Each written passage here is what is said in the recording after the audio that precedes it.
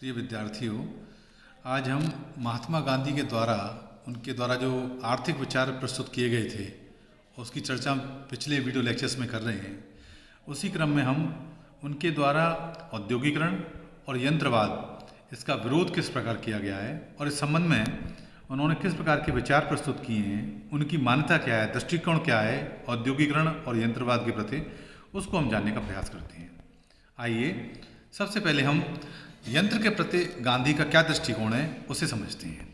गांधी जी औद्योगिकरण और यंत्रों के अनियंत्रित विकास के विरुद्ध थे। उन्होंने विकसित यंत्रों पर आधारित औद्योगिक व्यवस्था को मानवता के सम्मुख उपस्थित समस्याओं का मूलभूत कारण माना। उन्होंने कहा कि मशीन के विकास और औद्योगिकरण के कारण एक राष्ट्र के पास दूसरे राष्ट्र का शोषण करने की क्षमता आ जाती है। उन्होंने आशंका व्यक्त की कि अनियंत्रित यांत्रिक और तकनीकी विकास के कारण एक समय मनुष्य द्वारा खोजे हुए यंत्र मानव सभ्यता को ही निकल जाएंगे। उन्होंने कहा कि जब तक मनुष्य मशीन को नियंत्रित करता है तब तक तो उसका प्रभाव उतना विनाशकारी और अनैतिक नहीं होता, किंतु यदि मशीनों पर मनुष्य की निर्भरता बढ़ती ही गई, एक दिन ये मशीनें मनुष्य को नियंत्रित करेंगी और यह अवस्था मानवीय सभ्यता के पतन का प्रतीक होगी, ऐसा उनका मानना था। इसलिए मशीनों के प्रति गांधी ने जो आपत्तियां दर्ज की, जो 3 आपत्तियां थीं, उनके कारण किन कारणों पर वो आधारित थीं, वो क्या आधार थे जिनकी वजह से वो मशीनों का इतना विरोध कर रहे थे तत्कालीन परिस्थितियों में। अब हम उन तीनों बिंदुओं को, कारणों को जानने का प्रयास करते हैं। पहला, यह एक ऐसे साधन के रूप में अपनाई जाती हैं जो मनुष्य की कार्यक्षमता में वृद्धि करने अथवा उसके श्रम में सहायक होने की अपेक्षा मनुष्य का स्थान ले लेती हैं। एक कारण तो ये था। दूसरा था, इसके विकास की कोई निश्चित सीमा नहीं है, अतः यह इस सीमा तक भी विकसित हो सकती है कि इस पर मनुष्य का कोई वश ही ना रहे। और तीसरा वो कारण आधार बताते हैं, कालांतर में यह अपने नियम खुद निर्धारित करती है और मनुष्य इसकी विराटता के सम्मुख विवश हो जाता है। जैसे यह मनुष्य को उत्पादन की प्रक्रिया से हटाकर उसका स्थान ले लेती है और बेरोजगारी को जन्म देती है। मतलब बेरोजगारी का मूल कारण यहीं से उत्पन्न होता है, ऐसा गांधी जी का मानना था। मनुष्य चाहते हुए भी इस स्थिति का सामना नहीं कर सकता, क्योंकि यह तो मशीन का अपना नियम है कि वह मानवीय श्रम को विस्थापित करे। गांधी जी यंत्र मात्र के विरोधी नहीं थे, वे तो वस्तुतः मशीन को व्यक्ति की तुलना में अधिक महत्व दिए जाने का विरोध करते थे। उनका मत था कि मशीन स्वयं में अच्छी या बुरी नहीं होती, आपत्तिजनक बात यह है कि वह व्यक्ति की व्यक्तिगतता का अपहरण कर लेती है। उन्होंने कहा, मैं वास्तव में मनुष्य की तुलना में मशीन की सर्वोच्चता को समाप्त करना चाहता हूँ। वर्तमान में प्रत्येक कार्य को मशीन द्वारा करने की सनक इस कदर बढ़ गई है कि हम मशीन के दास बनते जा रहे हैं। गांधी जी एक सीमित अर्थ में मशीन की उपयोगिता को स्वीकार करते थे। उन्होंने स्पष्ट किया कि वे भारी और जटिल मशीनों के विरुद्ध थे। एक बार जब उनसे प्रश्न किया गया कि क्या वे मशीनों के विरुद्ध हैं, जितनी भी मशीनें सारी मशीनों के विरुद्ध हैं, तो उन्होंने स्पष्ट शब्दों में कहा, मैं ऐसा कैसे कह सकता हूँ जब यह शरीर भी एक अत्यंत सूक्ष्म यंत्र है, चरखा भी एक यंत्र है, छोटी सी दंत कुरेदनी भी एक यंत्र है। मेरा विरोध मशीन के प्रति नहीं है, अपितु मशीनों के प्रति उस पागलपन के लिए है जो श्रम बचाता है। यदि मनुष्य श्रम बचाने के पीछे इसी तरह पड़ा रहा तो हजारों लोग बेरोजगार हो जाएंगे, जो स्थिति आज हमें देखने को मिल रही है, और सड़कों पर पड़े भूखों मरने के लिए विवश हो जाएंगे। मैं मानवता के थोड़े से हिस्से के लिए श्रम और समय की बचत नहीं करना चाहता, अपितु सबके लिए करना चाहता हूँ। मैं समृद्धि का कुछ लोगों के हाथों में केंद्रीकरण नहीं चाहता, अपितु उसका सब लोगों के मध्य वितरण चाहता हूँ। आज मशीन केवल कुछ लोगों की, लाखों लोगों की पीठ पर सवार होने में सहायता करती है। इसकी प्रेरणा शक्ति लोगों की श्रम की बचत करने की उदात्त भावना नहीं, अपितु लालच है।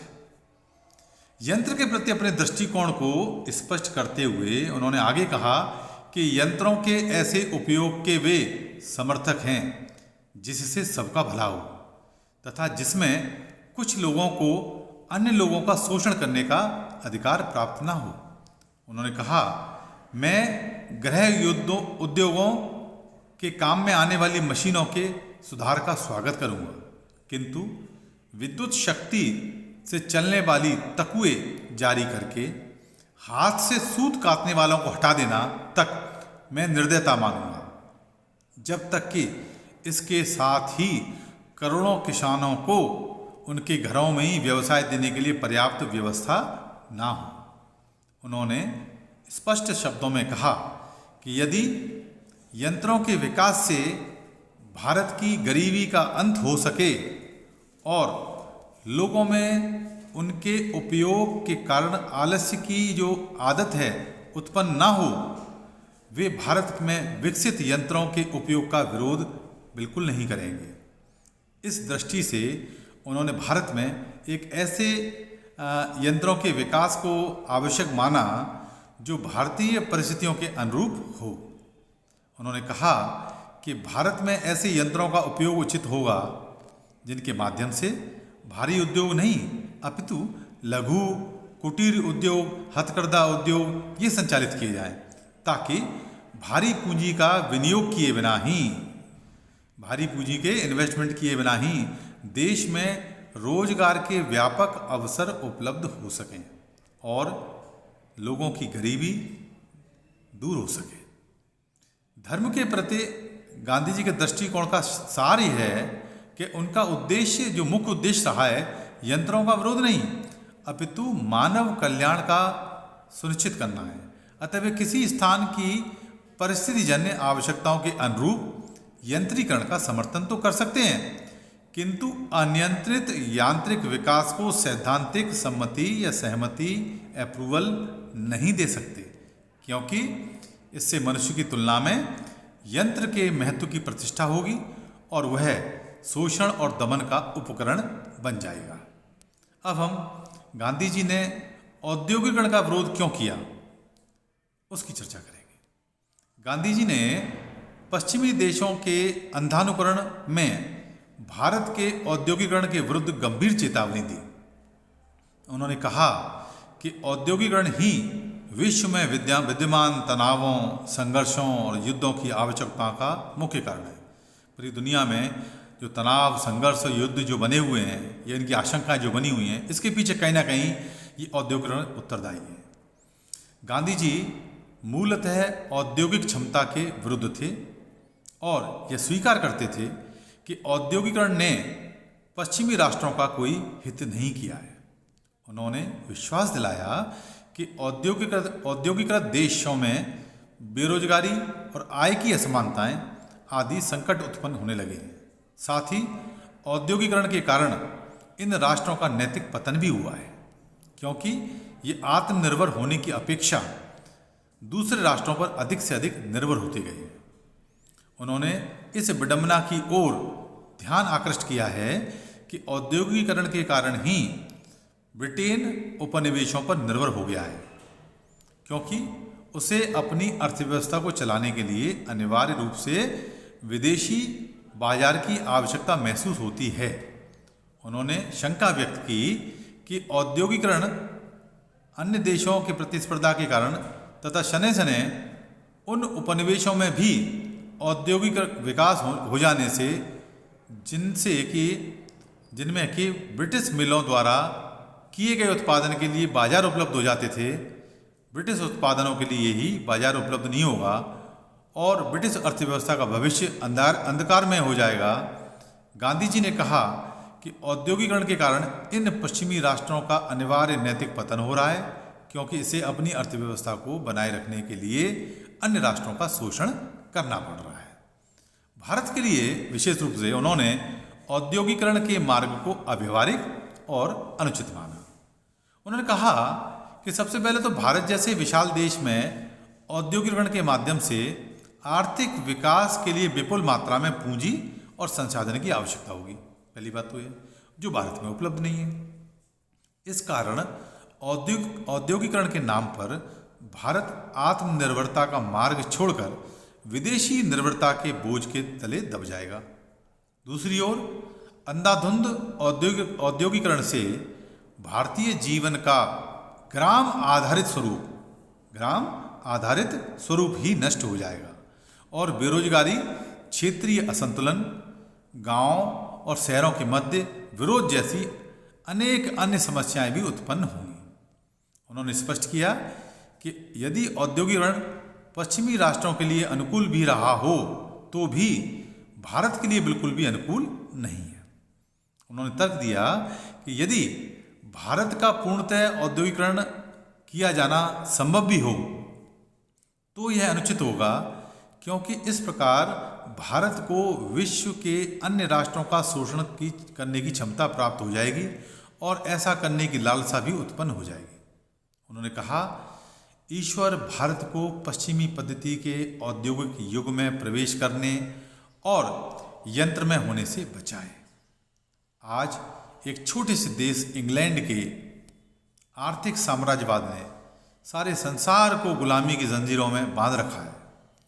यदि 33 करोड़ लोगों का समुदाय भी यह आर्थिक शोषण का मार्ग अपना ले तो वह संसार को पूरी तरह तबाह कर देगा। उन्होंने यंत्रों पर आधारित औद्योगिक व्यवस्था को इस आधार पर भी आपत्तिजनक माना कि इसमें उत्पादन कार्य में लगे श्रमिक को उसकी वैयक्तिकता तथा सृजन के नैतिक सुख से वंचित कर दिया जाता है, क्योंकि वह किसी वस्तु के स्वयं बनाने की बजाय केवल यंत्रों को संचालित करते हुए उस वस्तु के उत्पादन में केवल किसी एक हिस्से से जुड़ जाता है। उन्होंने उदाहरण दिया कि जूतों के एक औद्योगिक कारखाने में कोई श्रमिक जूते का तला बनाने के कार्य में लगा है तो दूसरा उसका ऊपरी हिस्सा बनाने में। इस प्रकार प्रत्येक श्रमिक उस संतोष से वंचित हो रहा है जो उसे पूरा जूता बनाकर यह अनुभव करने से प्राप्त होता है कि उसने जूते का निर्माण में अपना कौशल प्रयुक्त किया है, क्योंकि वह उसके हाथ से किया गया उत्पादन है। उन्होंने ध्यान दिलाया कि औद्योगिकरण के कारण भारत में असमानता, इनइक्वालिटी को उत्पन्न होगी। ये तो उत्पन्न होगी, इससे पर्यावरण की भी गंभीर समस्याएं उत्पन्न हो जाएंगी। उद्योगों और औद्योगिक सभ्यता के विकास के कारण शहर तो रहने लायक रहेंगे ही नहीं और शनै शनै ये शहर गांवों को भी निगलते जाएंगे और अंधाधुंध शहरीकरण प्रारंभ हो जाएगा। उन्होंने कहा, ऐसी भूमि में देवों के निवास की कल्पना नहीं की जा सकती जो मिलों और कारखानों के धुओं और शोरगुल से घृणा के लायक बना दी गई हो और जिसके मार्गों पर मुसाफिरों की भीड़ से भरी बेशुमार मोटर गाड़ियों को खींचने वाले इंजन हमेशा तेजी से दौड़ते रहते हों। उन्होंने स्पष्ट शब्दों में कहा कि भारत की आर्थिक समस्याओं का समाधान औद्योगिक सभ्यता के माध्यम से नहीं अपितु ग्राम आधारित अर्थव्यवस्था के द्वारा ही संभव है। इस प्रकार उक्त विवेचन के आधार पर आपको महात्मा गांधी द्वारा अपने आर्थिक विचारों के क्रम में औद्योगिकरण और यंत्रवाद पर उनके द्वारा प्रस्तुत किए गए विचार स्पष्ट हुए।